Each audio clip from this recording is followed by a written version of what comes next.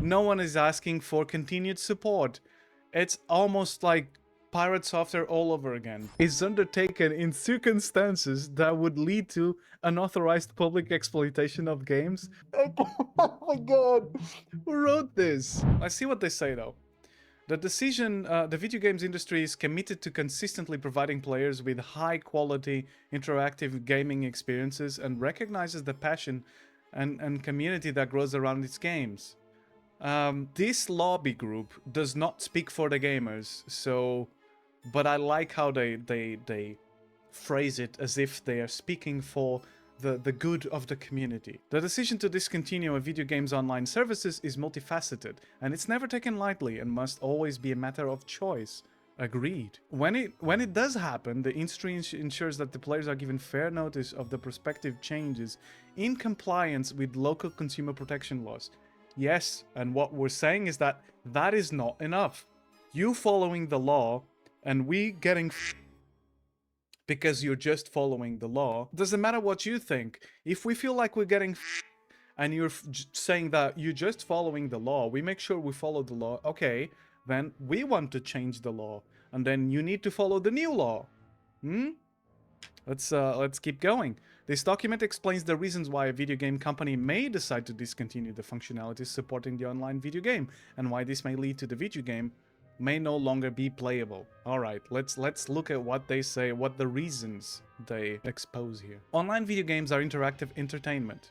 Alright, unlike a book, a film, an online video game is not a static work. Online video games are interactive entertainment that combines numerous elements of an artistic intellectual creation with software programming and server infrastructure. Right. Online video games evolve over time after their initial release, providing consumers with regular new content, experiences, patches, and updates. Fair enough. This is highly valued by players, and it is required to compete in the market. It involves significant ongoing development expenditure over years, sometimes decades. Video game companies put significant investment into creating and developing the best interactive entertainment and experience for their passionate player bases. Right. What I would say is that once you sunset a game, that game is no longer in the market. You're saying, we don't want to support this interactive experience any longer. And so, the players would not hold you accountable to keep delivering updates and new content. We just want the current state of the game at that point left in a playable state. Because at this rate, there's a bunch of games that will no longer exist, and it's just, what are you paying for then?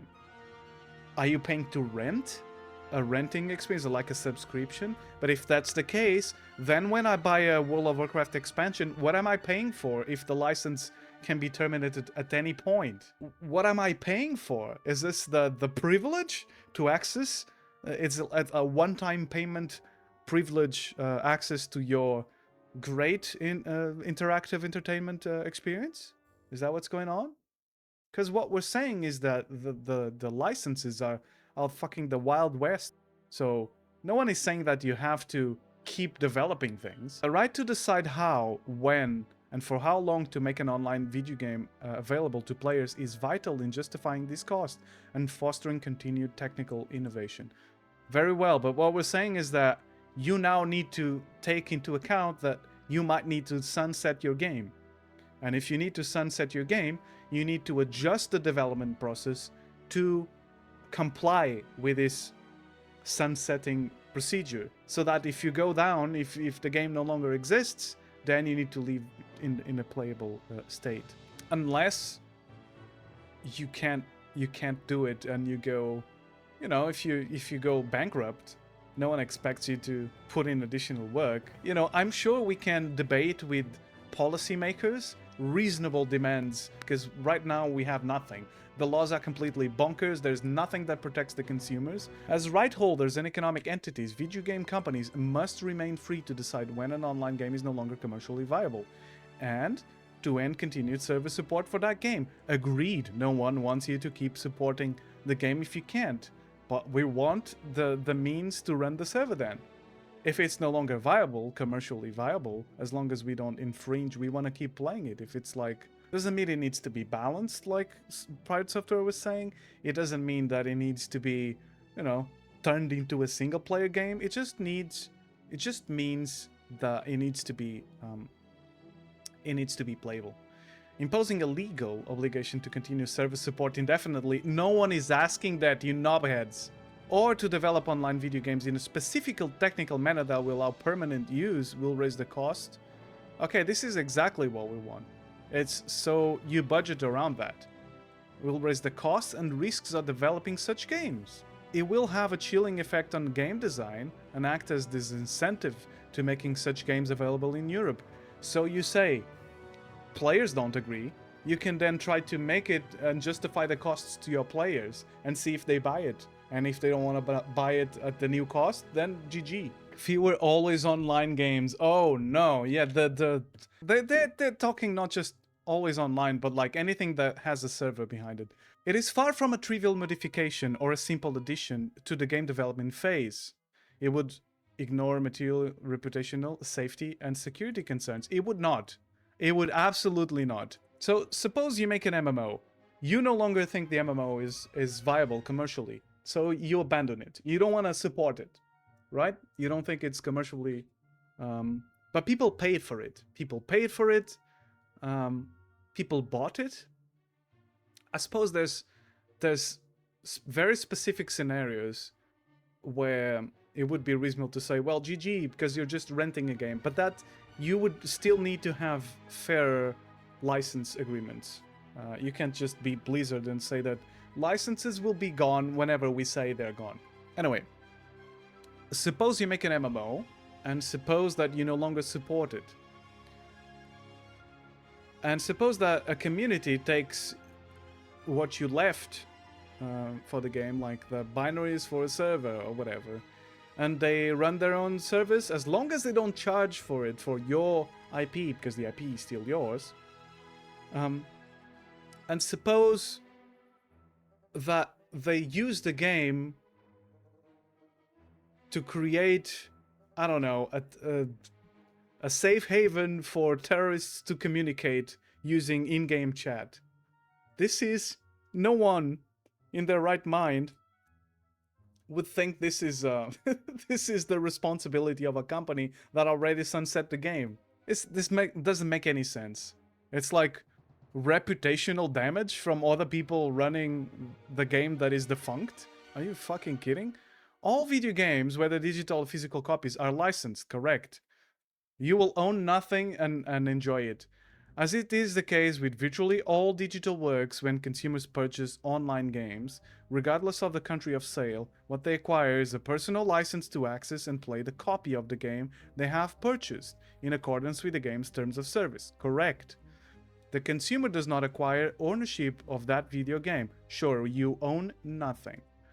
These clear intellectual property rights underpin the entire market and enable a strong investment that the industry has seen for decades. I disagree.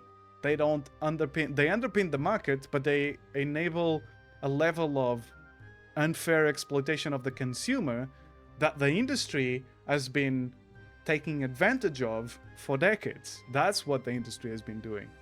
And by industry, I mean AAA gamers. I'm not talking about indie gamers. And they frame it as if they are the gatekeepers for all gaming things.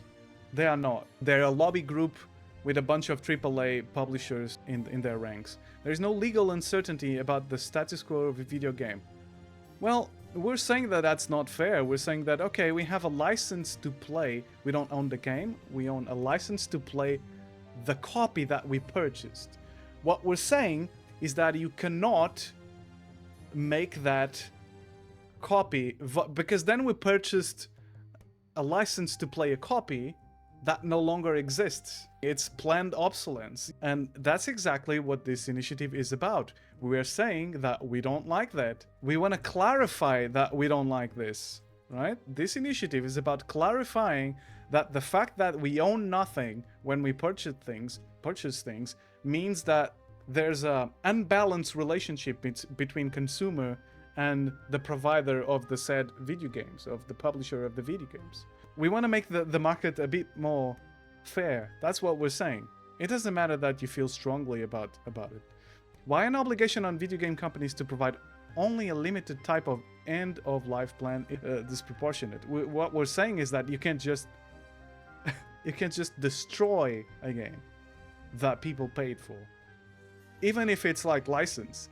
It's not clear what the initiators of the Stop Killing Game petition seek to achieve as a legal change. It is clear as day.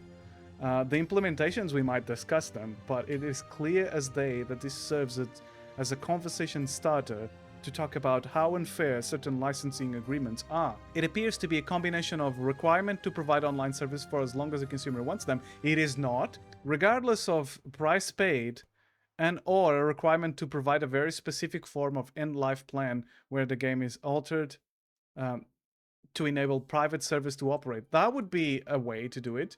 But more than that, what we're saying is that you can't just sell a thing with the terms being we can take it away anytime we want. In most other markets, you either buy a product or a service. If you say this is a product, then you can't just delete the product after you sold it. If you say this is a service and therefore we are licensing, we're getting the right to use something that you can terminate at any time, then it needs to have a date. But this would be too restrictive, because if you put a date on these licenses, right, you would need to justify the price, because you would need to say, okay, pay us $50 and the game to have the privilege of playing our game for a year. And people say, fuck you, I don't want to pay that. To play for a year, so you would need to adjust your price, right? Or you would say, okay, then we're not having, like with World of Warcraft, we would not having you paying for the expansions. It's free to play, but it's not free to play. You pay a subscription, then you rent, getting a service in return. But we need dates, though. You can't just say in the license agreements, oh, this can go away at any time. If you don't want to do that, then it would be reasonable to provide the means for people to run their own private service. Even if it's just for themselves. Even if it's just the game is playable, but you can't play with anyone else. You know? We do not believe these are proportionate demands. We do. Online video games are complex operations. They offer interactive features that are supported by multiple servers, enable functionality of ever-increasing complexity. Boo-hoo. By the way, I'm a computer scientist and I'm a computer engineer, so I have developed complex software. If I do research in AI, I would say that I understand the complexities of scaling things and whatnot. So I'm not just taking my opinions out of my ass when they say, oh, this is so complex. And I'm saying, boo-hoo, to give you context, right? I might not make games, but it's still software, it's still scalable, still users out there doing things at the same, it's still a distributed system. Doesn't matter of what kind. This is integral to modern gameplay experiences that players expect. As consumers' expectations for more engaging and evolving content increases, these online features are increasingly becoming intertwined with the overall gameplay experience, as opposed to being limited to the dedicated online mode within the game. Yes and no. There's games where the expectation is that the game would be perfectly fine as an offline experience, and often it should be an offline experience. But these companies shove in the online only, always online experience as if it was a perk, and it's not a perk. I'll give you an example. For instance, Payday 3. All players, as soon as people realized that they couldn't have offline lobbies, they were like, what the hell? Why is this online only? And why am I lagging? As I'm lagging like a son of a bitch over here. Why am I only able to play this online? This makes no sense. You're not meeting anyone's expectations. You're just shoving the online only aspect onto a game so that you can control every single aspect of the experience, so that you can take away the rights of consumers at any given point and say, oh, you know, GG. In many video games, this interconnected dependency makes it difficult to cleanly segregate online features from offline functionality. Yes, if you have a client-server architecture, then in order to play the game, you need a server. Here's the ways in which players and companies would be affected. Player safety. Bullshit. Reduced or no player protection. Requiring games to run on private servers would result in inability for game companies to continue to protect players from illegal or harmful content. You would no longer be liable for such harmful content or conduct. That's the point. In particular, cheating could become rampant without proper enforcement. Why do you care that cheating is more rampant if the game is dead? Reporting systems designed to allow players to flag problematic content and behavior to game companies would no longer operate as intended, of course, or would have to be disabled entirely. Seems reasonable. The absence of effect, but you know what? You're perfectly capable of developing servers based on public APIs that you can turn over to players and say, listen, this plays, but there's a bunch of services that are not present. If you want these services, not crucial to the game, but like you can implement them, but we have, you know, proprietary shit we don't want, or we have third-party integrations that we don't want to, that we can disentangle from our services, then here's the API. If you want to make a server, make it yourself. But having nothing makes so that we can't even do that, right? The absence of effective moderation systems would create a less safe environment for consumers. Yeah, that's what your worry is about, right? And may foster the proliferation of undesirable content while simultaneously frustrating the ability for EU digital service coordinators to act against such content. This is the same argument that people make about end-to-end encryption, and it's ridiculous. It's when you say, oh wait, you can have messaging systems that we can't decrypt and monitor? Oh, we can't have that. This makes it difficult for, you know, for people that want to monitor such channels to do so. But this is not the sort of place I want to live in, at least in Europe. I know this is a danger all around the globe of people making demands like you can't have encryption and things like that. But it's not a reasonable demand. We can't monitor things if you don't know about them. You don't need to. As soon as you sunset a game, like, your company will not be responsible for, you know, moderating the said game. This not only presents a safety risk for consumers, but also lead to brand reputation issues for the video game companies. No, it would not. No one is an idiot to think that if a game is dead, if they join... We're reviewing the lobbying group bullshit? We are. Yes. Yes, we are. I don't think anyone would be an idiot to think that if they join some private server in China, that they're not giving their data to whoever's operating the server. And they wouldn't go, Nintendo, why? You know, do you know what I mean? Anyway, no one is this stupid. This is flimsy argument, makes absolutely no sense. And the cybersecurity argument is absolutely bullshit, and you know it. Increased security risks. Releasing game code or server binaries to facilitate the creation of private servers operated by players could expose games companies and consumers to bad actors, malware and data breaches and DDoS attacks. Yeah, security does not depend on you knowing the code. If you can't develop things that are secure, if people know what your code looks like, I don't know what to tell you. I think that's a skill issue. That's just me. Obfuscation, sorry, that's the correct word. Obfuscation is not security. And if you had any knowledge about cybersecurity, you would know that. You wouldn't make such a dumb argument. You mean that my minified code isn't more secure? No, I'm afraid not. I'm afraid not. Would you... It's unbelievable. This is like preying on people not knowing technical details to make ridiculous arguments that seem clever, but they are not. Like, no one... Oh, people could use the servers to run, I don't know, drug trafficking ring. They could use anything. You're no longer responsible for that. They could use any app. It doesn't matter which app they use. but they're trying to appeal to other agencies to see, oh, this is a bad idea. You're gonna have people selling kidneys on our private service code. So ridiculous. Impact on companies. Significant engineering and architecture challenges. Allowing players to run private servers would present significant engineering and architectural challenges for many games due to the way in which such online features are integrated with other proprietary systems and services required for the game. You mean like how people have made illegal private servers for every single MMO out there since time immemorial? It seems without any access to anything.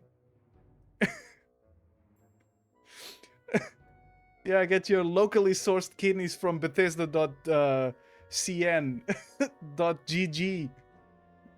Like some random domain that someone purchased. From the real Bethesda, for reals, trust me, come on. Bethesda.ninja, yes. Exactly. Creating a private server compatible version would be a prohibitive cost. Well, the people that do it nowadays don't seem to think so. In some cases, years or decades after the game's initial release, when only a small audience remains. Let people worry about that, alright? Let people worry about it. You make the development so that you can sunset your game from the beginning, and then let people worry about the rest. Negative impact on investment in game, jobs, growth, and consumer choice. Ensuring an online game can work without official server support requires a significant investment of engineering resources, making it a very costly exercise for video game companies. No, it really does not. Many of the costs that the game companies would incur in implementing an end-of-life plan would have to be incurred towards the end of the commercial life of the game. By the way, I don't think that anyone expects this to be applied retroactively and without any sort of grace period that is more than graceful. So we're not saying, okay, you made a game, the game is barely commercially successful, now you have to adapt it. What we're saying is, from this point, if you want to operate, if you publish a game after this period, after this moment, we wanted to comply with the consumer protection laws that we haven't even stipulated. This is the beginning of conversation, right? When it's no longer commercially viable to continue support, requirements to implement such a plan could lead to the less risk-taking, fewer investment projects in developing new games, and potentially fewer jobs. Oh, not fewer jobs. Ultimately, it could lead to increased costs for consumers and less choice. Right. Warner Brothers, Epic Games, Electronic Arts, Activision, Microsoft, Nintendo Europe, Ubisoft, Bandai Namco. Right. That's rich. That's rich coming from these guys. But let's keep going. Reputation harm. Allowing players to run private servers with online integration possibilities could result in players using those games in ways that don't align with the games company brand values. It doesn't matter. No one cares. Leading to a negative association with the brand, thereby harming its reputation. I doubt it. This is a stretch. It is 100% a stretch. I'm not gonna say it's ridiculous. It's like me saying, okay, oh no, not fewer jobs. They're already trying to automate away at the companies that fire thousands every year. Yeah. Can you imagine that? Impact on intellectual property rights. Let's see what they have to say about IP. Erosion of intellectual property rights. Mandating games companies to keep their online games operable post-official support would undermine the rights and autonomy of deciding how their intellectual property is utilized. There is a vital interest in maintaining effective copyright protection, including protection against circumvention of technologies that could control access to copyrighted video game software, where such is... What the fuck are you writing? Such circumvention is undertaken in circumstance... Who wrote this? I'm gonna have to read again. There is a vital interest in maintaining effective copyright protection. Why? Including protection against circumvention of technologies that control access to copyrighted video game software, where such circumvention is undertaken in circumstances that would lead to unauthorized public exploitation of games. What the fuck are you saying? Oh my god, who wrote this? Oh my god, I guess I shouldn't expect more from the likes of Activision and Microsoft and Nintendo Europe and Sony Interactive Entertainment, right? And Ubisoft. I shouldn't expect. Who the fuck wrote this? This is barely a sentence. Dave, listen, I hate to be that bitch, but I have a serious question to ask you. Shoot away. You're saying a lot about this, but how many years have you worked for Blizzard? Oh no. Oh no. Oh. Sadly, guys, my dad did not work at Blizzard, but I think that gives my arguments more weight, not less. I don't know. They can't write a sentence either, so let's keep going. It's like it's vital. We were copyright. It's vital to protect against circumventing. What they're saying is for instance, if they have, I know what they're saying. People have access to the code or access to the mechanisms that control this, then they could, you know, circumvent these mechanisms in their other titles. Again, obfuscation is not security. Obfuscation is not security. Also, stop putting kernel level anti-cheat on games, please. Competition from community supported versions. Such a requirement could lead to community supported versions of games competing with official versions, potential jeopardizing the financial investment of the video game companies. This would lead to confusion between trademarks, and the original trademark holder may be held responsible for actions undertaken by a community-supported version. No, it would not. And if you choose to sunset a game because it's not commercially viable, how would a game that is just in a playable state compete with your other titles? I haven't even worked for Blizzard for 7 years. No, I haven't. Neither did my dad. I guess I should leave then, right? I'm sorry, guys. I haven't worked for Blizzard for 7 years. I'm sorry. This is all. Maybe they need to win, but sorry, guys. Do you even have MS Paint installed? I do not, actually. I'm on Linux, so I don't even have Windows, let alone Microsoft Paint. Okay. This is ridiculous. If you choose to sunset a game because it's no longer commercially viable,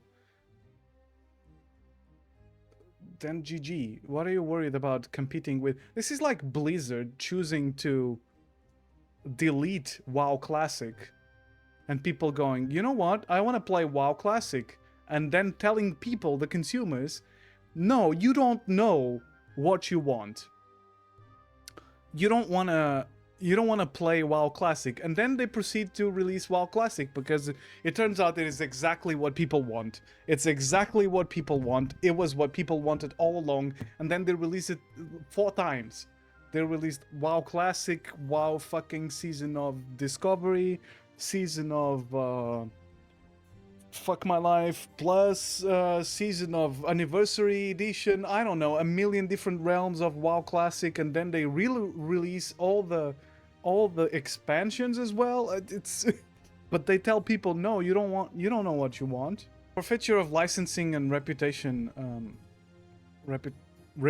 rights. Allowing consumers to create or run modified copies of online games would necessitate game companies to either license additional rights or refrain from enforcing them, effectively leading to a forfeiture of control over these rights. GG. What do you want to say? You either make fair license agreements, or you shouldn't be allowed to make them at all. Constraints from third-party IP. Game companies often utilize third-party software and services which may have license terms, restrict their use to commercial life of the game, or prohibit sub-licensing to players, thereby hindering the modification or patching the game for private service. Even if you don't support... Here's the thing. Even if you don't support... You need to think the way you develop these games. And this is not, let's go back and modify every single game that exists. This is, if you're developing a game, you need to think about sunsetting it. So if you have shoved things in your game that would prevent sunsetting from happening, maybe, you know, that's your fault. That's a skill issue. Maybe you shouldn't do that. In particular, this could jeopardize and infringe the copyright of the musical works and lead to legal action from these right holders on the basis of unauthorized exploitation of their works. So make better deals about these said musical works. What are you on about? Like, if you're worried about the copyright of musical works in the game, remove it. These issues have been solved for over a decade. None of this is new. They implemented these yeah. So this is all bullshit so far. Constraints from third-party services. Games depend on third-party services, such as platforms on which the game is offered to the consumer. Right. Releasing the code for those services, which would be necessary, should be a legal requirement. Allow player communities to run a game. Like what? What are you saying? May not be possible, as this would potentially be an IP infringement. Furthermore, game companies' services are increasingly run on the cloud, sure. If cloud services are discontinued, which sometimes happens, this necessitates either shutting down all the titles or creating costly workarounds. The latter may not be always possible. When you develop something based on 1,000 fucking different microservices, which is what I'm thinking of, and you have your servers shattered across different, you know, cloud providers and cloud compute providers and whatnot, that doesn't mean that when you sunset it, it needs to scale in the same way. So when you develop it with the knowledge that it could be run on a single machine, or it could be run, you know, it doesn't matter. Playable state doesn't mean put the shop in. That is not the case. If you sunset a game, people are not expecting the shop to be there, you know. People are not expecting the tickets to go to the game company. That makes no sense whatsoever. Develop your games, put in place APIs that allow people, if they wish to, if that's the case, if they wish to create and connect their own services, you know, based on your protocols, and it's done. You don't need to worry about it. What the fuck? This is not that complicated. All of the above would also affect compliance with PEG ratings. No, it would not. Where a game has PEGI age rating and offers multiplayer functionality, the game company is contractually bound by the PEGI code of conduct to respect various obligations with online safety and privacy. Yeah, but you're no longer selling the game, so you're no longer liable for this. That's what we were saying. The importance of consumer protection laws. Notwithstanding the applicable license structure, all video games offered to players in EU are subject to European consumer protection laws, which include robust transparency and fairness obligations on game companies to ensure that game companies act reasonably when terminating online support of the game. Yeah, but clearly what we're saying is that this is not enough. This is not enough. This is not enough right now, and we want to add what constitutes acting reasonably. What we're saying as consumers and gamers is companies have to act reasonably. Yes, we want to add to what we consider reasonable. European consumer protection laws provide consumers with warranties and redress rights with respect to both the game and the physical medium in which the game is made available, but these laws do not transfer ownership of the game to the consumers. Right, so that's not what we're saying. Gamers are licensed, you will own nothing and be happy about it. Games are licensed to the consumer in accordance with their terms of service. What we're saying is this: the terms of service are unfair. These set out to be terms upon which consumers may access and play such games, and the situation in which such license rights may be terminated. Which, if you remember correctly, in the case of many companies like Ubisoft and Blizzard, in the case of those companies, they say it may be terminated at any time for any reason or no reason. Do you think that's fair? You think that's acting reasonably? Consumers are informed that their access to online games and associated service may terminate and inform with sufficient notice in games where that does happen. That doesn't matter. It doesn't matter that we informed. We're telling you that that's not good enough. We're telling you that the consumer protection laws right now are not good enough. Transparency. Players must be given reasonable prior notice before any termination of access to the game. Reimbursement. This doesn't happen most of the times because there's like there's a limit, right? Digital Content Directive provides consumers with price reduction reimbursement rights in certain circumstances, which are super reduced and super rare, but also with repair and replacement rights if a game service fails to achieve conformity with certain required warranties. Also, by the way, just take a look of the recent complaints about monetization in games and currencies that are created in games whose the whole purpose is to, you know, lure people into wasting more money than they realize. And you can just see that this is the Wild West. That's just one example of many. This is the Wild West in terms of consumer protection laws that we have. And what we're saying is that we want to change that. These arguments are like saying, I bought this meal, but I'm leaving. I would like to put my leftovers in a bag and take them home with me because I bought them. And the restaurant's saying, we can't do that because giving you the plate and table and silverware would cost us too much. And we could be liable if you let the food go bad and then eat it and get sick. Yeah, that's exactly what they're saying. It is exactly that. But they disguise it under the speech that is meant to evoke, oh, this is too complex, you just don't understand. New legislation requires that services aspects of online games be provided for a reasonable amount of time. Taking into account all relevant factors, it would be disproportionate for a specific duration to be imposed, as this would need to be valid of all types of services, not just games. Wow. It's as if we're looking at digital services and goods and thinking, wait, maybe we need to extend our consumer protection laws to things that are barely legislated and we think they are unfair. Maybe it's not just about games. Maybe the games are the beginning. But maybe it's a good way to start because it's such a shit show over in Europe that we can make progress, you know?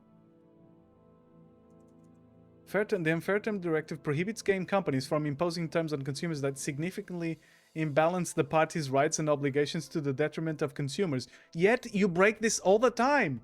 How are you saying that you comply with this, yet you don't? What am I missing here? You go look at any terms of service. You go look at any of these companies, like the Ubisofts, Activisions, whatever. Go look at the terms of service. Go look at how imbalanced and unreasonable they are. And then tell me they comply with fair terms of service. They don't. That's the whole point. Video game companies are committed to the preservation of games and their cultural value. Bullshit. Video game companies, especially these ones, are committed to extracting as much money as possible. Because, ladies and gentlemen, the rights of companies, of corporations in the Burger Reich, i.e. the United States, are enshrined. And so they come over to Europe and they think they can operate in the same ways. Cultural value equals shareholder value. Exactly. If you're not maximizing shareholder value, then... Anyway, video game companies are committed to preservation of games and their cultural value. Bullshit, they are not. It is important to separate legal... Also, I'm not talking about all video game companies. I'm talking about these knobheads. Video Game Europe and their member companies are committed to and actively support serious, professional efforts to preserve video games and recognize the industry creative contributions under the circumstances that does not jeopardize game companies' rights under copyright law. I agree, but who determines what are serious professional efforts? Who determines this? This group does not include Larian or CDPR. I wonder why.